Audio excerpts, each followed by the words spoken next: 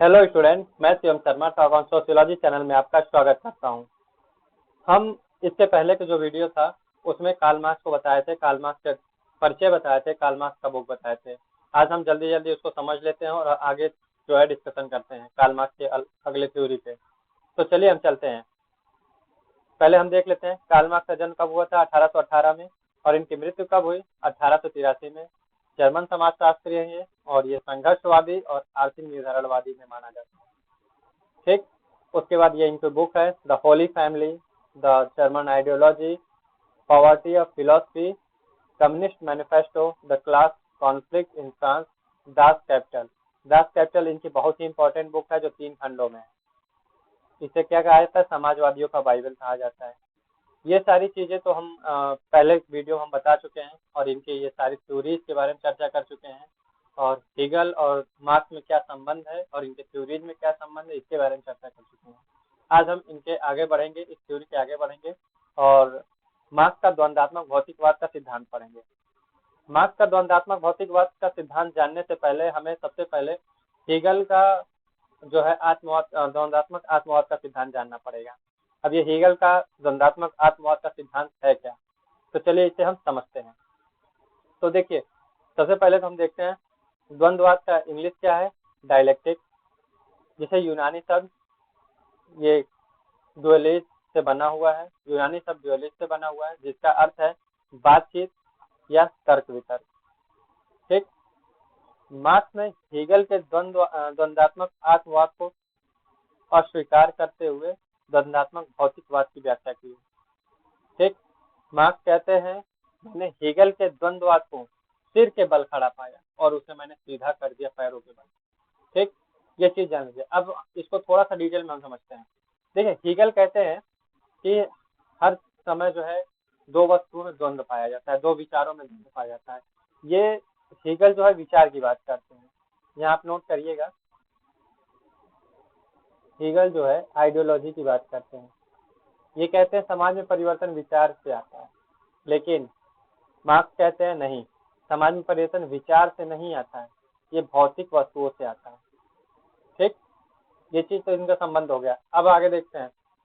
Hegel कहते हैं कि हर समय एक विचार होता है जो कि परफेक्ट नहीं होता है, कुछ न कुछ उसमें कमियां रह जाती हैं, और जो वो कमियां रह जाती हैं उससे क्या होता है, एक उसके काउंटर विचार का जन्म होता है। ठीक। एक उसके काउंटर विचार का जन्म होता है जिससे दोनों में कॉन्फ्लिक्ट होता है, और जब दोनों में कॉन्फ्लिक्ट होता है तो एक नए विचार का जन्म होता है। ये कौन कहता है, हीगल। हीगल इसको वाद, इसको प्रतिवाद और इसको संवाद की संज्ञा देते हैं। फिर से समझिएगा, हेगल कहते हैं कि एक विचार होता है, समाज एक समय में एक विचार होता है, वो विचार कभी परफेक्ट नहीं होता, कुछ न कुछ उसमें कमियां रह जाती हैं, और उस कमियों से एक नया प्रतिवाद जन्म लेता है। ये जो विचार था पहले वो क्या था, वाद था, जिससे एक उसके प्रति जो द्वंद्व जो पैदा करता है वो प्रतिवाद होता है। जब इन दोनों में कॉन्फ्लिक्ट होता है तो एक नया विचार आता है जिसको कहते हैं संवाद। ठीक। थीसिस, एंटीथीसिस, ये यहाँ पे दिया हुआ है, देखिए। ठीक। थीसिस, एंटीथीसिस और सिंथेसिस। ठीक। और ये कहते हैं कि ये जो नया विचार निकल के आया है ये भी परफेक्ट नहीं है, कुछ समय बाद ये क्या हो जाएगा, थीसिस के रूप में आ जाएगा। ठीक। ये क्या हो जाएगा, थीसिस के रूप में आ जाएगा। फिर क्या होगा, एक एंटीथीसिस का जन्म होगा, फिर उसमें कुछ न कुछ कॉन्फ्लिक्ट होगा, जब कॉन्फ्लिक्ट होगा तो नया संवाद जन्म लेगा, फिर एक नया संवाद जन्म लेगा, फिर ये कुछ समय तक चलेगा, फिर इसमें एक क्या होगा, कॉन्फ्लिक्ट होगा, कॉन्फ्लिक्ट होकर एक नया संवाद का जन्म होगा, और ऐसे समाज परिवर्तित होता रहेगा और वाद, प्रतिवाद और संवाद में बदलता रहेगा। आई थिंक ये चीजें आपको समझ में आ गई होंगी वैसे। और ये सारी चीजें कहते हैं, ये सारी चीजें विचारों के बारे में कहते हैं कि विचार ऐसे बदलते हैं, विचारों में कॉन्फ्लिक्ट होता है तो एक नया विचार जन्म लेता है। लेकिन वही मार्क्स कहते हैं कि जी नहीं, ये आत्मवाद गलत है, आइडियोलॉजी जो है वो गलत है। वो कहते हैं भौतिक चीजों में परिवर्तन होता है, और वो भौतिक चीजों में सबसे ज्यादा परिवर्तन जो मानते हैं वो उत्पादन के तरीके में मानते हैं, कि उत्पादन के तरीके में जब परिवर्तन हो जाता है तो समाज में परिवर्तन आ जाता है, एक नया समाज देखने को मिलता है। एक थीसिस होता है, एक पुराना तरीका होता है, उसमें कुछ कमियां होती हैं, उस कमी से एंटीथीसिस जन्म लेता है। और जब ये एंटीथीसिस जन्म लेता है तो इन दोनों में कॉन्फ्लिक्ट होता है। जब इन दोनों में कॉन्फ्लिक्ट होता है तो एक सिंथेसिस जन्म लेता है। ठीक, ये सिंथेसिस ज्यादा दिन तक सिंथेसिस नहीं रहता है, ये फिर थीसिस के रूप में आ जाता है और फिर इसका एक एंटीथीसिस प्रतिवाद जन्म लेता है। फिर जब प्रतिवाद एक इसका जन्म ले लेता है फिर इससे मिलके जो है क्या होता है, एक न्यू सिंथेसिस जन्म लेता है। और ये जो न्यू सिंथेसिस है ये फिर जाके वाद का रूप ले लेता है, फिर एक प्रतिवाद जन्म लेता है, फिर वाद प्रतिवाद मिलकर संवाद का रूप ले लेता है। ऐसे ही समाज आगे चलता रहता है और समाज में परिवर्तन का जो क्रम है वो बना रहता है। और ये कारण इसका क्या बताते हैं, ये कारण भौतिक वस्तुएं बताते हैं। कारण क्या बताते हैं, कारण बताते हैं कि उत्पादन के तरीकों में परिवर्तन होता है, उत्पादन के संबंध में परिवर्तन होता है। ठीक, और जब उत्पादन का तरीका बदलता है तो समाज में परिवर्तन आता है, व्यवस्थाओं में परिवर्तन आ जाते हैं। आई थिंक ये चीजें आपको समझ में आ गई होंगी। मार्क्स का द्वंद्ववाद, भौतिक द्वंद्ववाद समझ में आ गया होगा। इसी को समझाने के लिए मार्क्स ने ऐतिहासिक भौतिकवाद की थ्योरी दी है कि ये इसमें बताते हैं कि इतिहास में पुराने समय से लेके आज तक जो समाज चलता आया है वो क्यों एक क्रम से चलता आया है और वो ही क्रम क्यों चला आया है, ये चीज इसमें समझाने का प्रयास किए हैं। तो चलिए हम देखते हैं। इसमें सबसे पहले ये कहा गया है कि व्यक्ति की कुछ मूलभूत आवश्यकताएं होती हैं, कुछ मूलभूत आवश्यकताएं हैं और वो मूलभूत भौतिक आवश्यकता है। ये इंपॉर्टेंट रखिएगा, हर चीज ये भौतिक निर्धारणवादी है, ये चीज आप पहले समझ गए हैं। और मूलभूत भौतिक आवश्यकता में क्या है, तो रोटी कपड़ा मकान, ये इनकी मूलभूत भौतिक आवश्यकता है।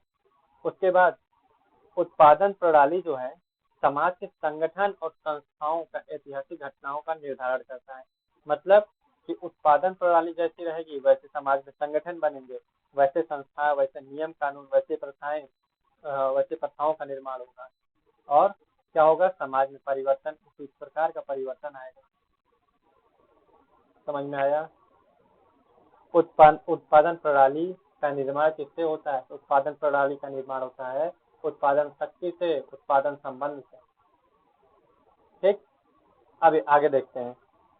उत्पादन प्रणाली के प्रत्येक परिवर्तन के साथ लोगों के आर्थिक संबंध, सामाजिक व्यवस्था आदि में परिवर्तन हो जाता है। देखिए मार्क्स कहते हैं कि अगर कोई बात किया जाए, आदिम समाज का व्यक्ति है, ठीक, या एक जनजाति है जो मेट्रो सिटी नहीं देखा, वो टेक्नोलॉजी नहीं देखा है, तो वो कभी भी अपने गांव में टेक्नोलॉजी के बारे में नहीं सोच सकता जब तक वो टेक्नोलॉजी नहीं देखा होगा। वो ऐसा बिहेव नहीं कर सकता। ठीक, वो जिस सोसाइटी में है, उस सोसाइटी के नियम कानून जो है, जो वो देख रहा है, उसी हिसाब से उसके विचार आएंगे। जो है कि कभी मॉल नहीं गया है, मॉल देखा नहीं है, शहर को नहीं देखा है, जो पूरी तरह से जंगल में है, उसको रातों रात कभी ख्वाब नहीं आएगा कि आज चलेंगे आज सुबह उठेंगे, नहा धो के चलेंगे, पीवीआर में शॉपिंग करेंगे। ये सारी चीजें नहीं आएंगी उसको। तो रात में सपने भी आएंगे, तो जंगल में शिकार करते हुए, फलों को बीनते हुए सपने आएंगे। ठीक, तो वही कहते हैं कि जो चीज आपके इर्द गिर्द है, जो भी आपके सपने आते हैं या जो भी आप विचार ही भौतिक चीजों को देख के करते हैं। आपके सामने जो चीजें हैं, आप जो देख पा रहे हैं, उसी के हिसाब से आपके विचार में परिवर्तन आता है। ये किसका कहना है, ये कार्ल मार्क्स का कहना है। तो ये कहते हैं कि आर्थिक संबंध जो उत्पादन प्रणाली जब बदलती है तो आर्थिक संबंध भी बदलता है और सामाजिक व्यवस्था भी बदलती है। कैसे बदलती है हम आगे देखते हैं। चलिए हम इसको समझते हैं। मार्क्स ने मानव इतिहास को 5 युगों में बांटा है। गौर कीजिएगा कि मार्क्स जो है मानव इतिहास को 5 युगों में बांटा है। ये पिछला जो एग्जाम हुआ था जून 2023 का, उसमें क्रम से लगाने को दिया था। इसको याद कर लीजिएगा, बहुत ही इंपॉर्टेंट है, मोस्ट इम्पोर्टेंट में इसकी गिनती कर लीजिएगा। और जो ये 5 युग देते हैं उसको हम इस तरह बांट सकते हैं कि 3 + 1 + 1, मतलब 3 जो युग है वो बीत चुका है, एक जो युग है चल रहा है और एक जो है आने वाला है। वो कहते हैं ये तीनों युग बीत चुका है। ये देखिए क्रम से है, आदिम साम्यवादी युग, दासत्य युग, सामंतवादी युग और पूंजीवादी युग चल रहा है। और इसके बाद जो युग आएगा वो समाजवादी आएगा। हालांकि कुछ थिंकर्स का मानना है कि ये केवल ख्वाबी पुलाव है, ये इस तरह का कोई युग नहीं आएगा। क्यों नहीं आएगा उसको हम आगे समझेंगे, पहले हम इन चारों को समझ लेते हैं और ये समझते हैं कि कैसे कैसे उत्पादन प्रणाली में परिवर्तन आया, तो किस तरह के युग जो है कि समय बदला और किस तरह का युग आया। तो चलिए, आदिम साम्यवादी युग क्या था। आदिम साम्यवादी युग का इम्पोर्टेंस ये था कि इस समय जो उत्पादन का शक्ति था, उत्पादन शक्ति पे किसी एक व्यक्ति का जोर नहीं था, उस पे पूरे समुदाय का जोर था। क्यों? क्योंकि लोग उस समय जंगलों में रहते थे, वो शिकार करते थे, वो फलों को बीन के खाते थे, वो मछलियों को मारते थे और उसी का जो है कि वो सेवन करते थे। तो उसमें क्या होता था, जब जंगलों में रहते थे तो झुंड में रहने की आवश्यकता थी। अगर वो अकेले रहते हैं तो उन्हें खुद जंगली जानवरों से हानि हो सकती थी, इसलिए वो झुंड में रहते थे। जब वो झुंड में रहते थे, इसमें किसी भी प्रकार का कोई वर्ग नहीं पाया जाता था, कोई ऊंच नीच की व्यवस्था नहीं थी, तो इसमें कोई भी वर्ग नहीं पाया जाता था। समझ में आया? और इसमें उत्पादन उत्पादन प्रणाली क्या थी? उत्पादन प्रणाली थे शिकार। फिर दासत्व युग आया, इसमें क्या हुए, एक दास हुए, दूसरा क्या हुआ, मालिक हुआ। तो दास और मालिक, इसमें क्या हुआ, इसमें वर्ग का निर्माण होना शुरू हुआ। थोड़े से वर्ग का निर्माण इसमें देखा जा सकता है। इसमें क्या है, जो दास है उसका मार्केट लगता था, मालिक उसको खरीदता था और उससे सारे काम कराते थे, ठीक, जिसको बेगारी मजदूरी कहते हैं। बेगारी के सारे काम फ्री के कराते थे और उससे पूरा अपना आधिपत्य जमाता था, उसका पूरा शोषण करता था, ठीक। उसके बाद सामंतवादी युग आया। अब सामंतवादी युग में क्या है, एक सामंत है और एक किसान है, ठीक। सामंत के पास, देखिए पूंजी का निर्धारण यहीं से शुरू हो गया। दासत्व युग में क्या हुआ, वर्ग का निर्माण शुरू हुआ और पूंजी का भी निर्माण शुरू हुआ। पूंजी को इकट्ठा करने की चाहत दासत्व युग से शुरू हो गई। उसके बाद जो कि पूरी तरह से स्थायी रूप से दिखाई पड़ती है सामंतवादी युग में। कैसे? जो सामंतवादी लोग थे उनके पास जमीन बहुत ज्यादा थी। इनके पास सामंत लोगों के पास जमीन थी और इनके पास जो किसान थे उनके पास जमीनें नहीं थी। तो किसान क्या करते थे, इनके सामंत लोगों के जमीन पे काम करते थे। अब जब ये सामंत के जमीनों पे काम करते थे तो इनको जो है जीवन यापन के लिए थोड़ी बहुत चीजें मिल जाती थी और वो भी जो मिलती थी कर्जे के रूप में मिलती थी, जिससे ये इनके बेटे, इनके कई पुत्र जो है उनके यहाँ काम करते थे। ये हर तरह के काम करते थे। इसमें पूरी तरह से अगर देखेंगे तो वर्ग पूरी तरह से दिखाई देता है। उसके बाद पूंजीवादी युग, ये तीन युग तो बीत चुका है, तीन युग बीत चुका है। पूंजीवादी युग, पूंजीवादी युग में कौन था, एक पूंजीपति है और श्रमिक है। इसमें क्या है, श्रमिक मजदूर की तरह पूंजीपतियों के यहाँ काम करता है, मिलों में काम करता है, फैक्ट्रियों में काम करता है और पूंजी का जो उसकी मेन पूंजी है उसको कौन इकट्ठा कर लेता है, तो उसको पूंजीपति लोग इकट्ठा कर लेते हैं और कुछ मुट्ठी भर पूंजी क्या करते हैं, सर्वहारा वर्ग जो है अपना आधिपत्य, अपना नियंत्रण का किए रहते हैं। कार्ल मार्क्स कहते हैं उत्पादन प्रणाली पर जिसका नियंत्रण होगा पूरे समाज को वही चलाएगा, पूरी समाज की शक्ति उसी के पास होगी। तो पूंजीवादी वर्ग में उत्पादन प्रणाली को कौन चलाता है, किसके हाथ में रहता है, पूंजीपति के हाथ में रहता है। सामंतवादी युग में सामंत के हाथ में रहता था और दासत्व युग में किसके पास रहता था, तो उसके मालिक के पास रहता था, ठीक। अब कार्ल मार्क्स का कहना है कि भविष्य में एक ऐसा युग आएगा जो कि समाजवादी युग होगा, जहां फिर से आदिम साम्यवाद युग की तरह पूरी तरह से वर्ग व्यवस्था समाप्त हो जाएगी, सब इक्वली एक साथ रहेंगे और जो संसाधन है वो पूरे समाज में बराबर बराबर बटेंगे। हालांकि ऐसा हो पाना अभी तक न संभव दिख रहा है और न ही ऐसा लगता है कि संभव हो पाएगा, और इसीलिए बहुत से जो समाजशास्त्री थे ख्वाबी पुलाव कहते हैं। तो आई होप ये चीज़ें आपको समझ में आ गई होंगी, और अगर ये चीज़ें समझ में आपको आ रही हैं तो आप लाइक करिए, सब्सक्राइब करिए, शेयर करिए। और अगर नहीं समझ में आ रही है, कहीं भी समझाने में हमसे त्रुटि हो रही है या आपको समझ में नहीं आ रहा है चीज़ें, तो प्लीज़ कमेंट बॉक्स में ज़रूर बताइए, उसको फिर अच्छे से समझाने का प्रयास किया जाएगा। और हमारे चैनल से जुड़े रहिए और चैनल से जुड़कर यूजीसी नेट और जेआरएफ की और सीजीपी असिस्टेंट प्रोफेसर की तैयारी कीजिए।